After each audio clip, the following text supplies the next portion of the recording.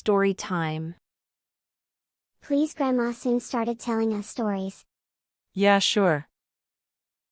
Once upon a time, in a kingdom not too far away, there lived a young woman named Rapunzel. Unlike the classic tale where she was locked away in a tower, Rapunzel was trapped in a high-tech fortress built by a cunning wizard named Zorak.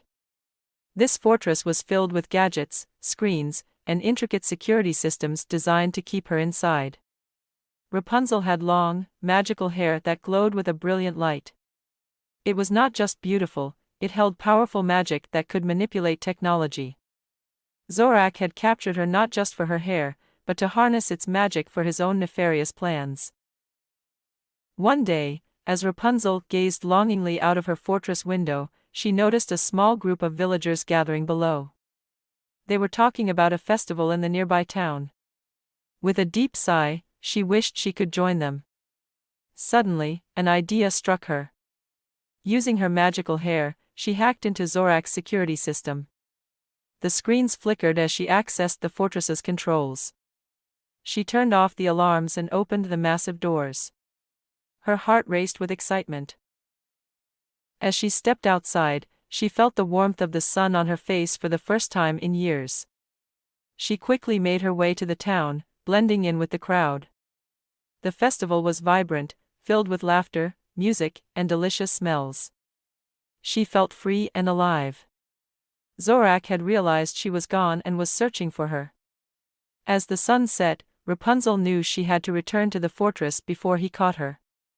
But just then, she overheard a conversation between two villagers discussing Zorak's evil plans to take over the kingdom using his advanced technology. Rapunzel approached them. "I know how to stop him," she said. The villagers were skeptical at first, but her glowing hair caught their attention. She explained her unique ability to manipulate technology and how she had already managed to escape. Rapunzel devised a plan to confront Zorak. They gathered a group of villagers who believed in her and headed back to the fortress. As they approached, Zorak's security systems began to activate, but Rapunzel was ready. She used her hair to hack into the system again, disabling the alarms and opening the gates. Zorak was furious. "You dare return, Rapunzel? You think you can outsmart me?" he sneered. But Rapunzel was determined. "I'm not just a prisoner anymore. I have friends who believe in me." Zorak unleashed his technological minions, but Rapunzel and the villagers fought back using clever gadgets they had created. Rapunzel's hair glowed brighter as she tapped into her magic, disabling Zorak's machines one by one. Finally, she confronted Zorak directly. "You may have trapped me, but you'll never trap my spirit." With a final burst of energy, she unleashed a wave of magic that caused Zorak's fortress to implode, transforming it into a beautiful garden filled with flowers and light. The villagers cheered for Rapunzel. "You did it," they exclaimed. "You freed yourself and us from his tyranny."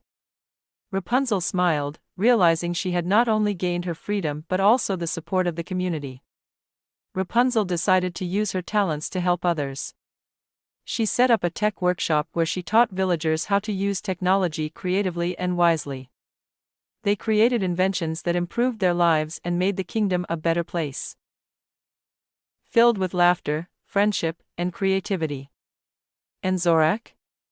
Well, he learned that true power comes from kindness, not control, and he eventually sought redemption, joining Rapunzel in her mission to help the kingdom. And so, Rapunzel lived happily ever after, not just as a princess, but as a brilliant inventor and a beloved friend to all. Yahoo! Rapunzel won. Ha ha ha ha.